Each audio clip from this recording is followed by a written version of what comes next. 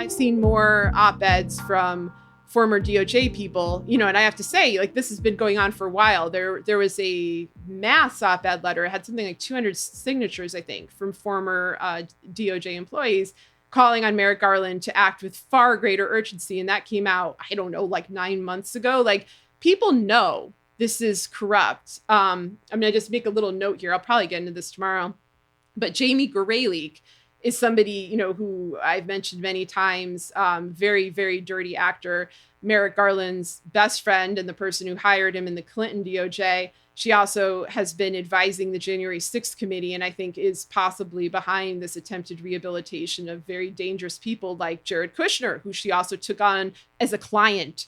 She was Jared and Ivanka's ethics lawyer. She made sure that they got in the White House. She made sure Rex Tillerson, the Putin medal recipient, got in the White House. So there's all this sort of very shady stuff going on behind the scenes. But like I said, because the events of January 6th are so objectively awful, it's hard to kind of shape them into a cohesive narrative, no matter how hard they try. No matter how hard they try to cover up a giant crime with a smaller crime, or a giant network with one individual in terms of Trump, folks can still see what happened with their own eyes, and they can, have their own memories revived. So I hope they keep these going. It would be great if the DOJ actually acts, but, I hate to say this. I hate to end on this note, but you can't get that time back. It is very, very important, if you're battling autocracy, to not let your enemies, the enemies of freedom and justice, run out the clock. That is one of the greatest weapons they have in their arsenal. It's a time-tested tactic. One could say it's a very obvious tactic. It's also a tactic used by the mafia. So I can't believe for a minute that they're naive. They knew what they were doing in running out the clock. And it's really up to us to keep asking why.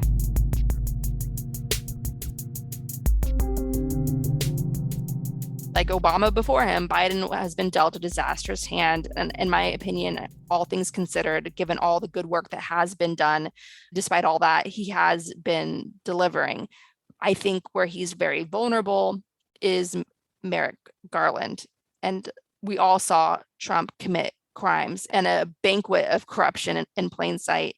And the fact that he's walking around holding rallies and is still free 18 months after leading a violent coup attempt of our democracy, I think that more than anything is really hurting Biden's approval rating. And as we all know, the midterms come down to the president's approval rating.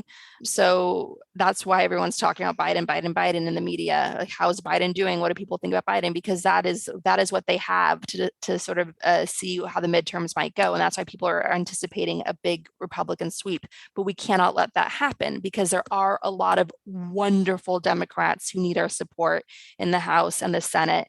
And we need to free them. We need to free up Elizabeth Warren, right, to do what Elizabeth Warren needs to do in the Senate by giving them an expanded majority in both the House and the Senate, so they can get some real work done, especially on climate change. So I'm going to fight like hell. I want that to happen. I'm going to put in the work to do that. I'm going to invest my time, and I hope that you'll join me in that. And we'll run all sorts of fun programs to stay engaged around that for whoever wants to work on the midterms and ensuring an expanded majority.